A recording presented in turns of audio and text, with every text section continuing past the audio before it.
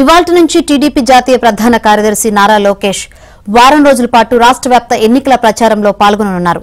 యువగలం పాదయాత్ర తర్వాత సొంత నియోజకవర్గం మంగళగిరిలో పర్యటిస్తున్న లోకేష్ ఇవాల్టి నుంచి ప్రచారం చేయనున్నారు. ఒంగోలు నుంచి ప్రారంభం కానున్న ప్రచారం మే 6వ తేదీన ఏలూరు వరకు కొనసాగనుంది.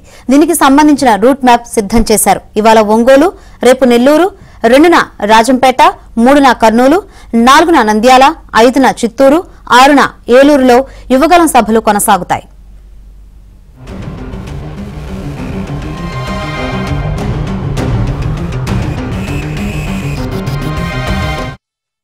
జగన్మోహన్ రెడ్డి అరాచక పాలనపై ప్రజలను చైతన్యం చేస్తూ లోకేష్ యువగలం పేరుతో గత ఏడాది రాష్ట్ర వ్యాప్తంగా 3132 కిలోమీటర్ల మేర పాదయాత్ర చేశారు.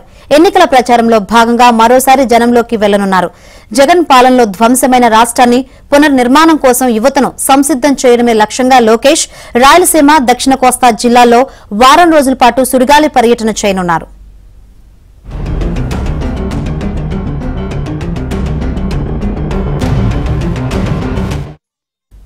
ప్రతిరోజు సాయంత్రం 4 గంటల నుంచి 6 గంటల వరకు యువతతో ముఖాముఖి సమావేశాల్లో లోకేష్ పాల్గొననున్నారు.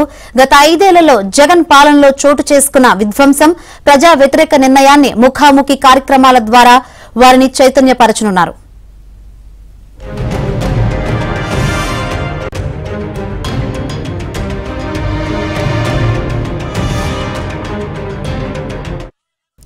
యువగలం పాదయాత్ర సందర్భంగా లోకేష్ యువతతో నిర్వహించిన హలో లోకేష్ కార్యక్రమానికి అనూహ్య స్పందన లభించింది.